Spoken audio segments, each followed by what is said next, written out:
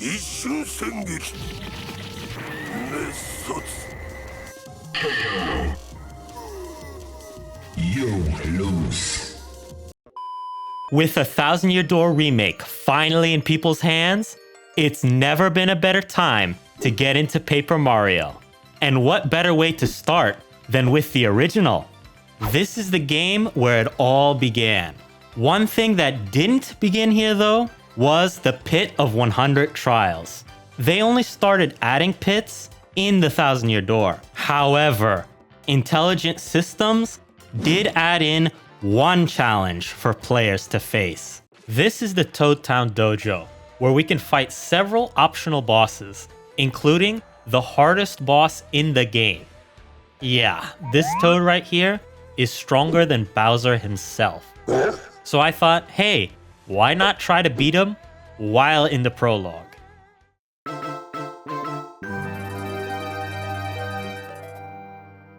Alright, now let me explain the rules of this run. Rule number 1 is to get the diploma in the prologue. The diploma is a key item that we get after beating everyone in the dojo. So getting it in the prologue means that we've completed the challenge. Okay, that's simple enough. But what's Re-Trigger Prologue? So in Paper Mario, story progress is tracked by something called the story value. It's this number in blue right here. Whenever we go through a story trigger, the story value gets updated, like that. Normally, the story value is supposed to only update by 1 every time we go through a story trigger. However, by using sequence breaks, it's actually possible to activate later story triggers earlier than we're supposed to, or return to earlier story triggers later. That way, we can either skip large portions of the game, or we could return to a previous game state. And so, Re-Trigger Prologue involves hitting a prologue story trigger when we're a lot further along in the game. I'm not going to go into detail with what the exact method is, but needless to say, since the glitch allows us to get everything in the game and then return to the prologue, I'm not allowing it. I feel like it violates the spirit of this challenge. With all that being said, let's return to the actual challenge. After getting the hammer, I beat up Junior Troopa and get back to the village, where Goomba gives me the Power Jump badge. This badge, when equipped, allows us to use an attack that does 4 damage at the cost of 2 FP. Going towards Toad Town, I also grabbed the Close Call badge, which gives us about a 30% chance of dodging an attack while Mario is at 5 HP or less. Both of these badges are very important, so keep them in mind. After beating the Goomba King and reaching Toad Town, I can finally challenge the dojo. Or not. Apparently, the master is out, so his students, Chan and Lee, aren't letting anyone in. That's what they say, but the real reason is that the game devs don't want us to go to the dojo before we can use action commands. They even put an invisible wall right behind them to make doubly sure we can't enter. But it is actually possible to get past them. By pressing A while Mario is standing still, you could do something called a neutral jump. If you then tilt the control stick just a little bit while in the air, you can make very small adjustments to Mario's position. This allows us to scale very precise collision, like the wall here for example.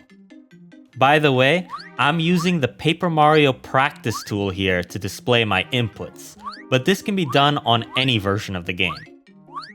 Ooh, but this trick definitely ain't easy. After trying and failing for about 40 minutes, I was finally able to do it.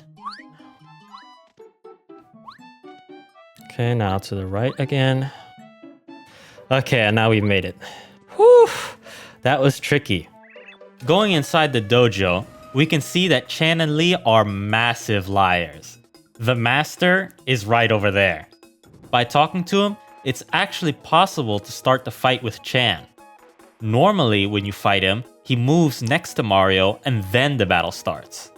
He still does that here, but his Z position doesn't change, which means he's below the dojo right now. You can tell because the battle transition also goes towards the bottom of the screen. Here's what it looks like normally. As for the fight itself, Chan is an absolute joke. When he's jumped on, he gets flipped over and then takes one turn to get back up, which means I can just keep jumping on him over and over and he won't be able to attack at all. And just like that, I win. Hopefully, the next few fights will give me more of a challenge. Up next is Lee. He is a duple ghost, meaning he can transform into Mario's partners. This is actually good for us, since as Goombario, he can't do too much damage with Head Bonk. Plus, if he decides to use Tattle, it's basically a free turn. Unfortunately, 2 turns after transforming, he returns to normal and attacks for 5 damage. Without action commands, I need to use items to survive this fight. I get some mushrooms, which restore HP, from the Shroom Grocery, and Goom Nuts, which restore FP, by hammering this tree in Goomba Village. By using Power Jump as much as possible, then restoring my HP and FP whenever they get low, I clear this fight easily. There we go, that's Lee down.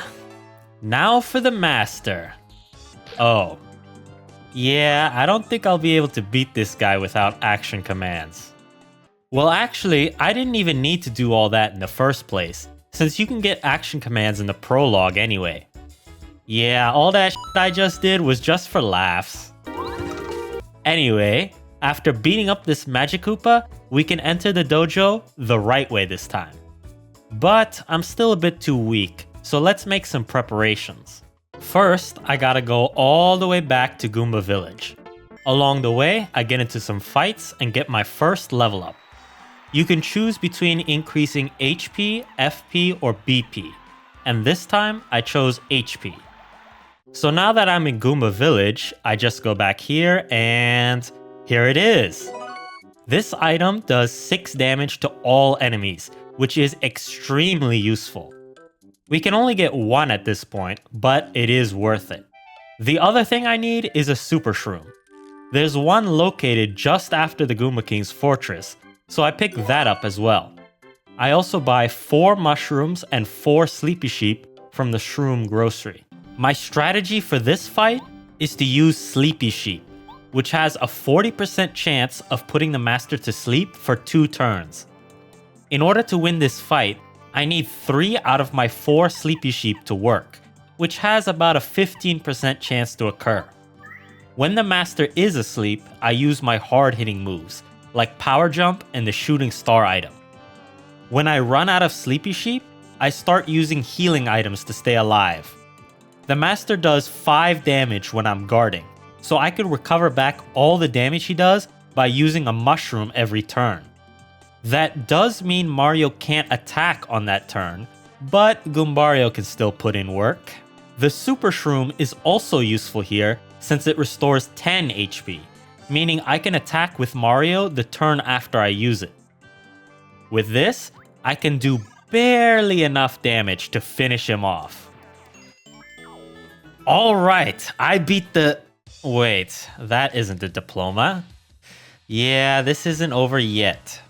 There are 2 more fights with the Master, and both of them are way harder than this one. Master 2 has 75 HP and an attack power of 8. Plus, on top of that, he has a move which does 11 damage. So how do we beat this guy? Well, let's try Sleepy Sheep first. Oh, it only lasts 1 turn for him. That basically makes this impossible. You might think that we could just level up more to beat this guy, but no. Even at the max possible level, we are still unable to do enough damage to beat him. But it's not like we can even reach that level anyway, since the enemies in the prologue stopped giving us star points at level 6. So what now? Is it over already? Not quite. You see, even though we can't use the retrigger prologue glitch, any other glitch is fair game. and this game has quite a few that we can take advantage of. The most important one for us is something called log skip. By doing this correctly, we can get past these logs here and enter the southern part of Toad Town early. To do this glitch, first of all, I go here, then hold left until Rolf walks into Mario. I immediately do 2 jumps, then hammer. That will put Mario out of bounds, allowing him to walk in this area here. Now, you're probably wondering why I'm going out of bounds here. After all, the logs are in the next room, not this one. But to answer that, we need to talk about parallel universes. Oh, wait, wrong game. Actually, we need to talk about loading zones. A loading zone is any area that, once Mario passes through it, loads him into the next room.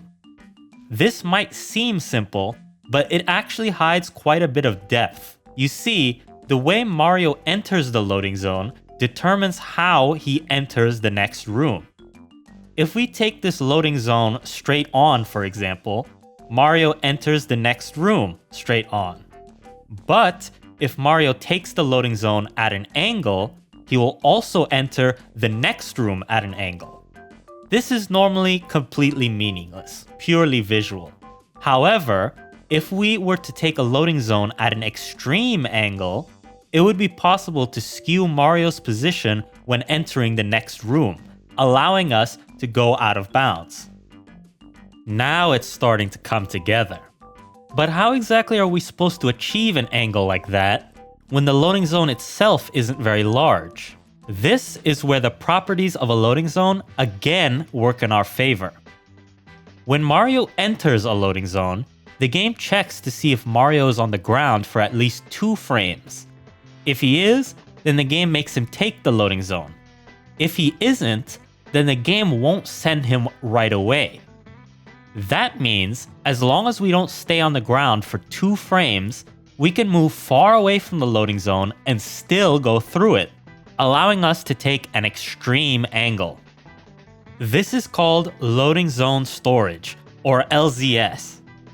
The most common way to perform LZS is by doing frame-perfect jumps as soon as Mario touches the ground. By perfectly chaining these jumps together, we can move as far as we want from the loading zone before actually taking it. This technique is actually used for the retrigger Prologue glitch. However, there are also other methods of LZS that we can use. And in order to explain this, we need to explain what happens when Mario falls out of bounds. If Mario is falling for a certain amount of time, the game assumes that Mario has fallen out of bounds and then tries to correct this in a strange way. First, Mario is shot upwards into the sky at a very fast speed. If Mario touches a floor at any point as he is being shot upwards, he is then placed at that spot. But if Mario does not touch a floor as he's being shot up, the game sends him back to the last valid position. In other words, to the place we were before we started falling. So why is this important? It's because loading zones extend upwards infinitely. So we can touch the loading zone as we are being shot up. If this seems confusing, I'll illustrate it with this example. Mario falls off the world and then starts being shot up like this. He doesn't touch a floor at all, but because of his angle, he's able to touch the loading zone before being sent back to his initial position. That is a form of LZS. So let's put this all together. First, I align Mario with this dark patch of grass here. Then I fall down so I could be right at the very edge of the room. I open the partner menu, then hold this very specific angle in between down and down right. Then I close the partner menu. Once I fall off the edge, I immediately start holding upright. See that? The game stuttered for a second there. That means I've hit the loading zone while moving upwards. After seeing that, I start holding down.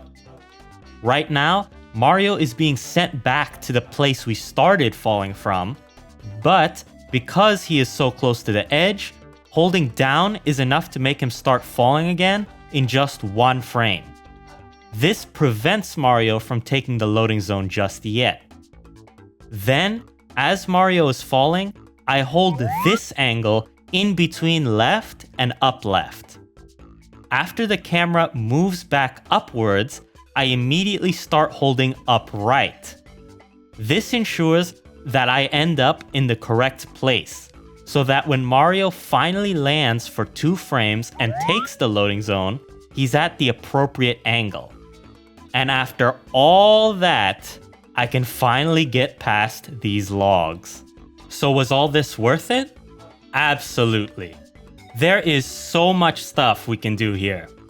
First of all, we can talk to Taste Tea here and have her cook items so we can get new ones. There's also a trick that allows us to get a ton of coins. Remember this tree in Goomba Village? It gives out an unlimited amount of Goom Nuts. By collecting 10 Goom Nuts, checking them into Shroom Grocery, then going back and collecting more, we can have 32 Goom Nuts in storage and 10 in our inventory. Then, just perform log skip, cook the Goom Nuts into nutty cakes, sell them at Harry's shop, claim more, and then rinse repeat. Nutty cakes sell for 6 coins, so by selling 42 of them, we get 252 coins. I do this a bunch of times to get effectively infinite coins. But what exactly do we use these coins for? Well, let me introduce you to the Little Oink Farm. Spending 10 coins here causes an egg to pop out, and hammering this egg reveals the Little Oink inside. These pigs have 10 different colors, with some being rarer than others. Once 10 Little Oinks are in the pen, adding 1 more will cause the first one to leave, dropping an item. The item they drop depends on what color they are. If we keep adding more pigs to the farm, they will continue dropping items in the order that they entered the pen. However, there is a catch. Once Mario enters the pen to pick up the item, all the Little Oinks will leave. So that means we need to spend 110 coins just to get a single item. And in most cases, the item isn't even good. Luckily, there are ways to get more value out of this. It's possible to save and reload the game over and over again until we get a Little Oink with the color that we want. Also, if we're quick enough, we could try to pick up 2 or even 3 items by entering the pen right before the first item disappears. Well, I tried anyway. In the end, I decided to go after these pigs with the question mark pattern. These ones drop repel gels, which are an insanely good item, especially for this point in the game. After resetting and going back and forth for what felt like hours, I finally got 9 of them. That is the first step down. The second step is to get some star pieces. Merlo in Shooting Star Summit will trade us badges in exchange for star pieces. I need this specific badge, Happy Flower, in order to win against the Master. When Happy Flower is equipped, it has about a 50% chance of restoring 1 FP every turn. In very long fights, this adds up quickly. So, I need to get 8 star pieces in order to get this badge.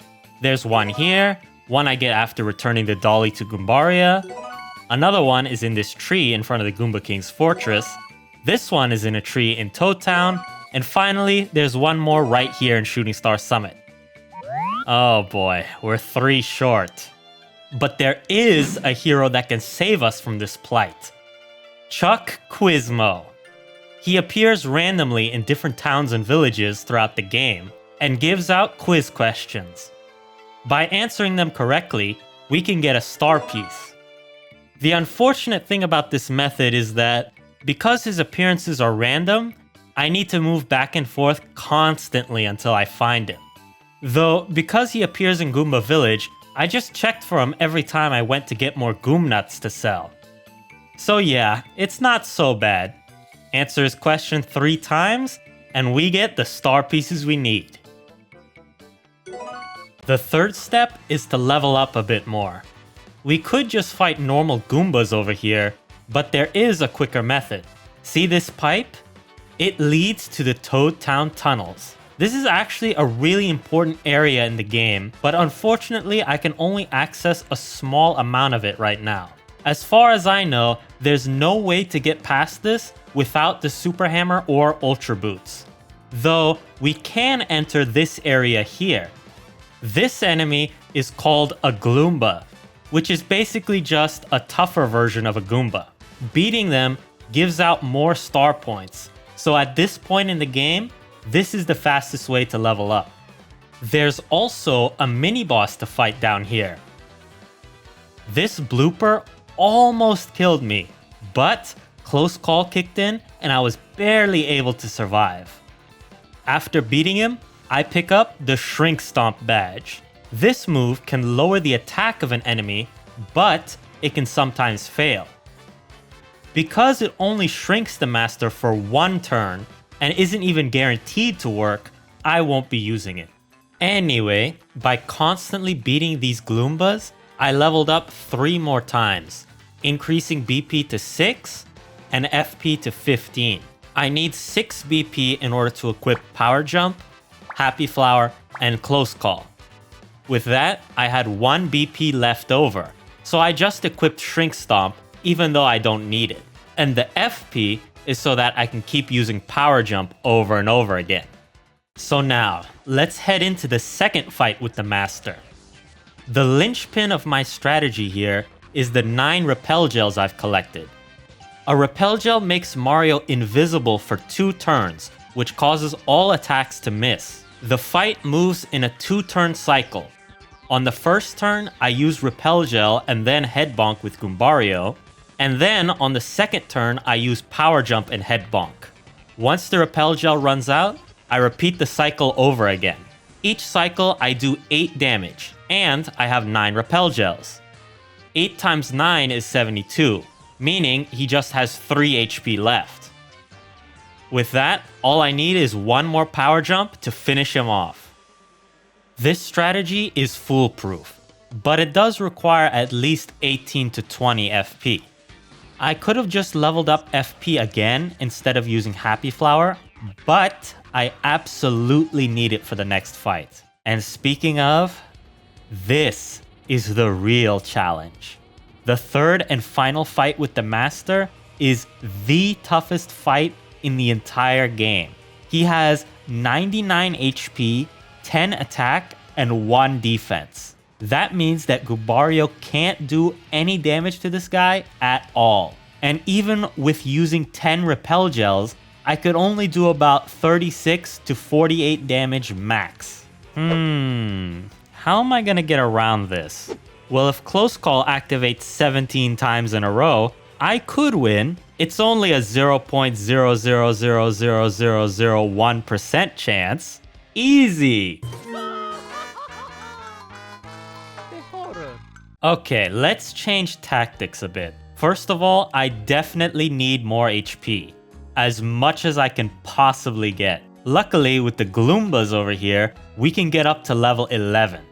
It takes a long ass time, but eventually I get there and increase my HP all the way up to 45. Then I go back to the little Oink farm for some more items. This time, I'm not looking for Repel Gels, but Ultra Shrooms. These items restore 50 HP and are extremely rare. They are dropped by these golden pigs, which have only about a 3% chance of appearing.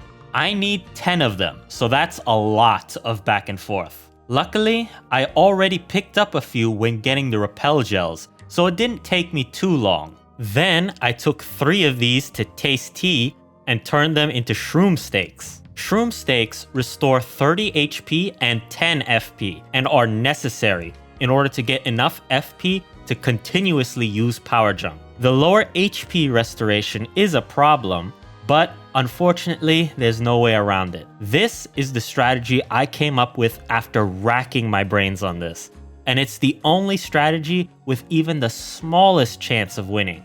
And trust me, the chances are small. If the Master just had 10 attack, this would be a guaranteed win. Easy. Unfortunately, that isn't the case. The Master has 3 different moves. His normal attack does 10 damage, 9 if guarded. The second is a 2-hit combo, which does 13 damage in total, 11 if guarded. And his last attack is a 3-hit combo that does 18 damage in total. Okay, let me calculate this out. If he does his normal attack 4 times, it does 36 damage in total. That means I need to heal on the 5th turn. This is 1 cycle. However, because I will be attacked on the same turn that I heal, every cycle after the first one will look more like this. That means I do 12 damage on the first cycle, then 9 damage every cycle after that. Once I run out of items, that forces me to attack on the final turn instead of healing, meaning I do 3 more damage. In total, it all adds up to 105 damage. Good. Since he has 99 HP, that's 6 more than we need. The problem is with his other attacks. If the Master uses his 3-hit combo twice, or the 3-hit combo once and the 2-hit combo twice, while in a cycle, that will force me to heal early. The first scenario means I take 48 damage, and the second means I take 46. Also, if I miss a single guard, a 3-hit combo plus a 2-hit is enough to kill me. If I do heal early, that means wasting a turn I could have used to attack. If this happens 3 times, I won't be able to do enough damage to beat the Master. And that isn't the only problem either. Remember the shroom stakes? How they only restore 30 HP? That unfortunately makes it even harder to win. In order to not waste a turn with the shroom stakes, I need the Master to either use his normal attack 8 times or 7 times plus 1 2-hit combo. If he does anything else, I'm forced to heal early. Since this is super unlikely to actually happen, that means even if everything else goes perfectly, I have a minimum of 3 wasted turns, which means I can only do 96 damage. You might think that I should just bring 2 shroom stakes instead of 3. While this would allow me to do 99 damage, the odds aren't good. To beat the Master, I need to use Power Jump 33 times, which would use up 66 FP.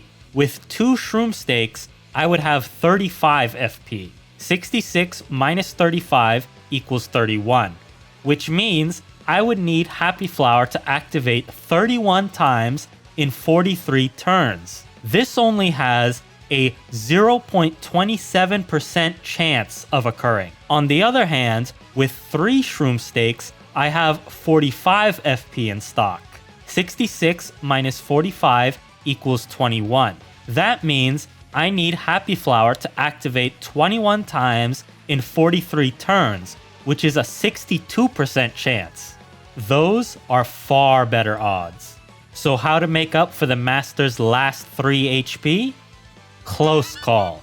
It only has a 30% chance to activate while in danger, but it does help save 1 turn. Also, it can be done close to the beginning of the fight, so I don't need to get to the end and then pray for it to work.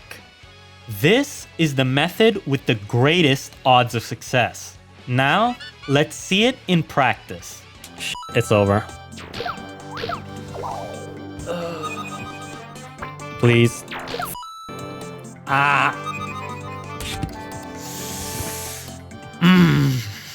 God damn it. Okay, well, this is unlikely, but if a miracle happens, it could happen. The miracle didn't happen. No! No! How didn't I block that? I have to hope he does his 10 damage attack here.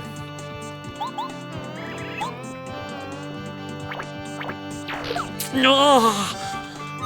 No, I got nervous and I messed up the block timing. Oh, it's over, bro. It's never been more over. Yeah, I'm intentionally getting hit here so I can go into danger. So I can hit these next 4 attacks. Which means that I need to dodge him 3 times.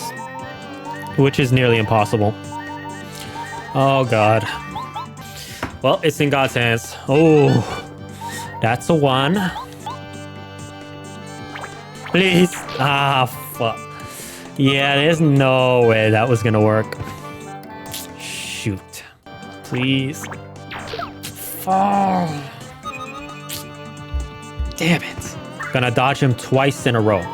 Watch.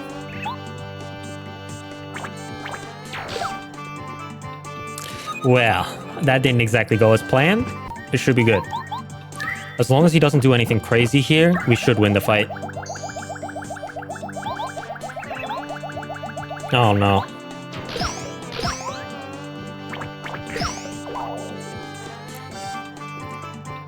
Okay, just don't do that again, please. Oh no. Oh no, I should have let myself get... Wait.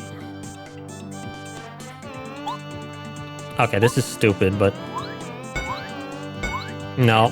Yeah, it wasn't gonna work. I fumbled, bruh. I fumbled. Please. No. Okay, it's over. I'm done for today. Oh boy. I'll come back to this tomorrow. Yeah, I underestimated this by a lot. I don't know how exactly he decides on what move to use, but inevitably, he would hit me with 2 or 3 hit combos or some other BS.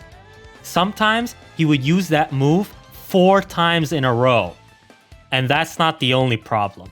On turns where I heal with the Shroom Stake, it is very likely that I will lose 2 turns instead of just 1. For instance, say he uses his 2-hit combo twice and then a normal attack.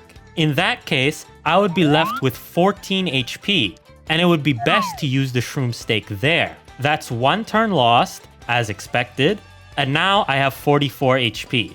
If he then uses a 3-hit combo plus a 2-hit combo, I would need to heal early again, wasting yet another turn. What if I heal with the Shroom Stake later? I get hit with a 2-hit combo twice and a normal hit twice, leaving me with 5 HP. Then, I heal to 35 HP without wasting a turn. If he then hits me with a 3-hit combo, then a 2-hit combo, I'm left at 9 HP and forced to heal 2 turns early. I racked my brain trying to come up with a better way, but there's just nothing I can do. This is the best possible method. I just need to keep trying. The luck will come. Let's do this. Okay. This fight is very, very difficult. Everything has to go just right in order for me to win.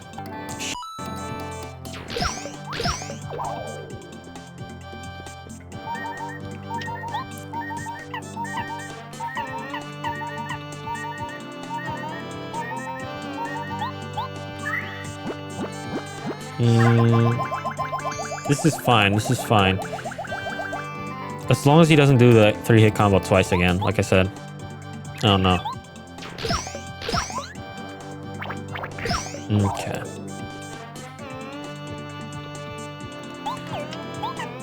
I need him to do 2 of his 10 damage hits now.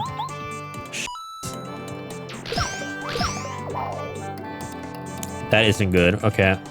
Means I've lost 1 turn.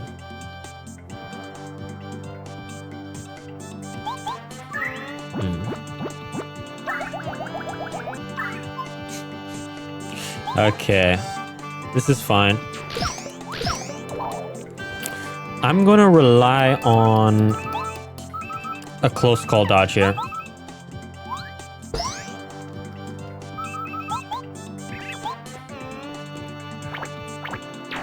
Yes. Yes, I should.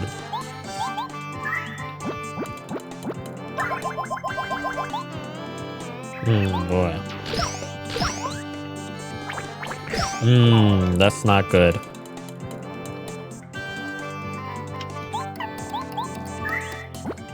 I think I'm maybe 2 or 3 turns behind. So he's gonna survive with like 9 health at the end. Good. Now I need him to use that move either 4 times in a row or 3 times in a row, and then use a 2-hit combo. Oh no.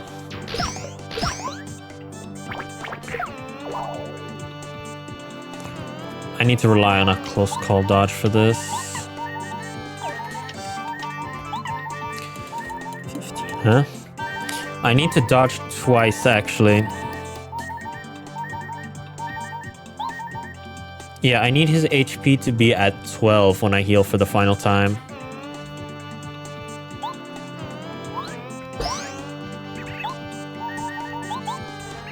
Please. Yes.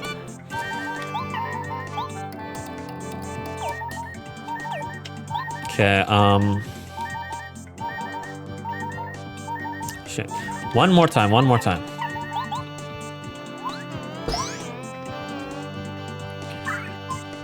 I can't look.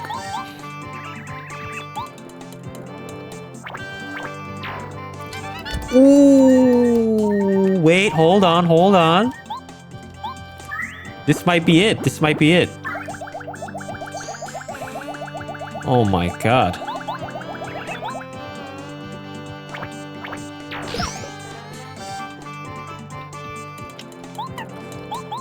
Okay, just 4 more.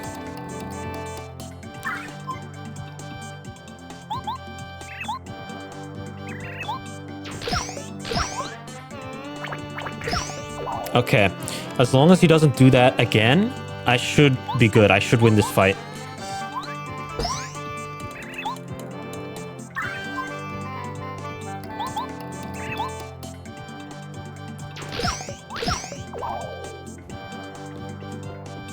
Now, I just need him to use his normal attack.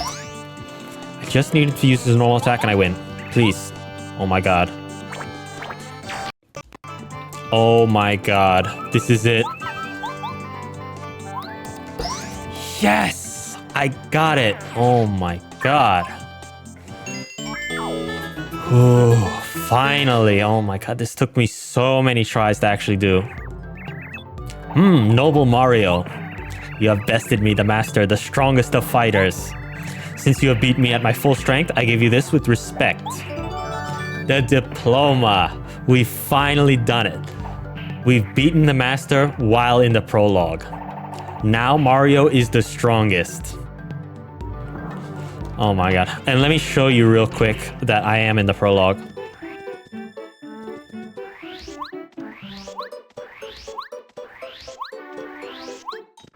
As you can see, the black toes are still here, which means we're still in the prologue.